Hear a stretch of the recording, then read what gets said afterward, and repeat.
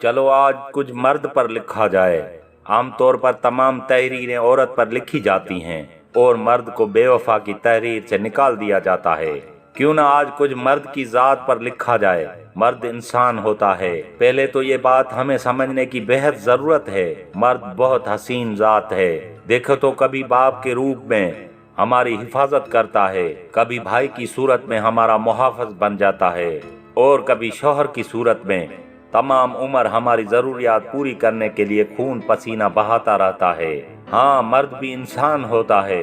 हाँ, मर्द को भी तकलीफ होती है। हाँ, मर्द का भी कर्ब के मारे दिल फटने लगता है। हाँ, मर्द भी मोहब्बत करता है और आखिर तक निभाता है, लेकिन बड़ा सख्त जान होता है।